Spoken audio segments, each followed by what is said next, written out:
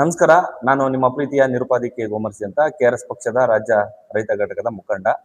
ನಾವಿವತ್ತು ಪತ್ರಿಕಾ ಭವನದಲ್ಲಿ ಪತ್ರಿಕೆಗೋಷ್ಠಿ ಮಾಡುವಂತ ವಿಚಾರ ಏನಂತಂದ್ರೆ, ಕರ್ನಾಟಕ ರಾಷ್ಟ್ರ ಸಮಿತಿ ಪಕ್ಷದ ರಾಜ್ಯ ರೈತ ಘಟಕ ಹಾಗೂ ಚಿತ್ರದುರ್ಗದ ಜಿಲ್ಲಾ ಘಟಕದ ನೇತೃತ್ವದಲ್ಲಿ ದಿನಾಂಕ 29/6/2026 ಅಂದ್ರೆ ನಾಳೆ ಸೋಮವಾರದಂದು ಚಿತ್ರದುರ್ಗದ ಜಿಲ್ಲಾಧಿಕಾರಿಗಳ ಕಚೇರಿ ಮುಂದೆ ಚಿತ್ರದುರ್ಗದ ಜಿಲ್ಲೆಯ ಸಮಸ್ತ ಅನ್ನದಾತರ, ರೈತರ, ಕೃಷಿ ಕಾರ್ಮಿಕರ, ಯುವಕರ, ಯುವತಿಯರ, ವಿದ್ಯಾರ್ಥಿ ಮಿತ್ರರ, ಎಲ್ಲ ವರ್ಗದ ನಾಗರಿಕರ ಹಲವಾರು ಕುಂದುಕೊರತೆಗಳ ನಿವಾರಣೆಗಾಗಿ, ವಿಶೇಷವಾಗಿ ರೈತರ ವಿವಿಧ ಬೇಡಿಕೆಗಳ ಈಡೇರಿಕೆಗಾಗಿ ಒತ್ತಾಯಿಸಿ ಒಂದು ದಿನದ ಧರಣಿ ಕಾರ್ಯಕ್ರಮವನ್ನ ಜಿಲ್ಲಾಧಿಕಾರಿಗಳ ಕಚೇರಿ ಮುಂದೆ ಹಮ್ಮಿಕೊಳ್ಳಲಾಗಿದೆ.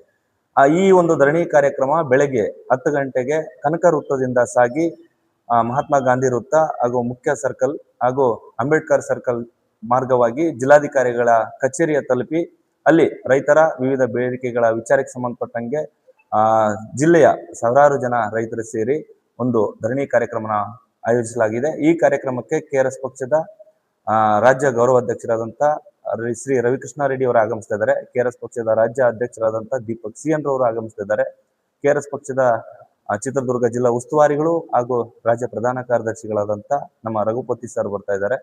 ಹಾಗೆ ರಾಜ್ಯ ಕಾರ್ಯಾಧ್ಯಕ್ಷರಾದಂಥ ಶ್ರೀ ರಘುಜಾಣಿಗಿರವರು ಸೇರಿದಂತೆ ಜಿಲ್ಲೆಯ ಸಾವಿರಾರು ಜನ ರೈತರು, ಅನ್ನದಾತರು ಹಾಗೆ ಕೃಷಿ ಕುಟುಂಬದವರು ಸೇರಿದಂತೆ ಈ ರೈತರ ಹೋರಾಟವನ್ನು ಹಮ್ಮಿಕೊಳ್ಳಲಾಗ್ತಾ ಇದೆ.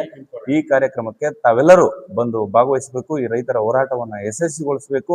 ಇದು ರೈತರ ಹಕ್ಕುಗಳಿಗಾಗಿ, ರೈತರ ಏಳಿಗೆಗಾಗಿ, ರೈತರ ಸಮಸ್ಯೆಗಳ ಕುಂದುಕೊರತೆಗಳ ನಿವಾರಣೆಗಾಗಿ ಹಮ್ಮಿಕೊಂಡಿರುವ ಈ ಧರಣಿ ಕಾರ್ಯಕ್ರಮಕ್ಕೆ ತಾವೆಲ್ಲರೂ ಬನ್ನಿ, ಭಾಗವಹಿಸಿ ಅಂತ ಈ ಮೂಲಕ ತಮ್ಮೆಲ್ಲರಲ್ಲಿ ವಿನಂತಿಯನ್ನ ಮಾಡ್ತಾ ಇದ್ದೀನಿ. ಹೋಗನಹಳ್ಳಿ ಗುರುಮೂರ್ತಿ, ಕವಿ, ಸಾಹಿತಿ ಮತ್ತೆ ಅಧ್ಯಕ್ಷ, ಕರ್ನಾಟಕ ರಾಷ್ಟ್ರ ಸಮಿತಿ ರೈತ ಘಟಕ. ಮಾನ್ಯರೇ, ನಾವು ಇವತ್ತು ರೈತರ ಸಮಸ್ಯೆಗಳಲ್ಲಿ ಹಲವಾರು ಸಮಸ್ಯೆಗಳನ್ನ 1.5 ವರ್ಷದಿಂದ ರೈತರ ಸರ್ಕಾರದ ಗಮನಕ್ಕೆ ತರ್ತಾ ಇದ್ದೀವಿ. ಆದರೆ ಅದು ಮನಸ್ಸು ಕೊಟ್ಟಿಲ್ಲ, ಪರಿಹರಿಸಕ್ಕೆ ಸಾಧ್ಯ ಆಗಿಲ್ಲ. ಈಗ ನೋಡಿ, ಗೊಬ್ಬರದ ಸಮಸ್ಯೆ ವಿಪರೀತವಾಗಿ ತೀವ್ರ ತರುವಂಥ ದೊಡ್ಡ ಸಮಸ್ಯೆಯಾಗಿ ಹುಟ್ಟಿದೆ. ಇವತ್ತು ಮುಂಗಾರಿನಲ್ಲಿ ಅಲ್ದೇನೆ ಇನ್ಯಾವಾಗಲೂ ತಗೊಂಡೋಗಿ ಗೊಬ್ಬರ ಹಾಕಿ ನಾವು ಬೇಸಾಯ ಮಾಡೋಕ್ಕಾಗೋದಿಲ್ಲ ರೈತರು. ನಾನು ಕೂಡ ರೈತನೇ.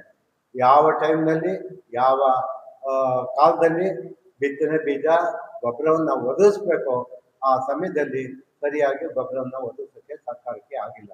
ಅದು ಮುಖ್ಯ ಕಾರಣ. ನಮ್ಮ ಈಗ ಮುಖ್ಯ ಅಂಶವಾಗಿ ನಾವು ಇಟ್ಕೊಂಡು ಅದನ್ನು ಹೋರಾಟ ಮಾಡ್ತಿದ್ದೇವೆ.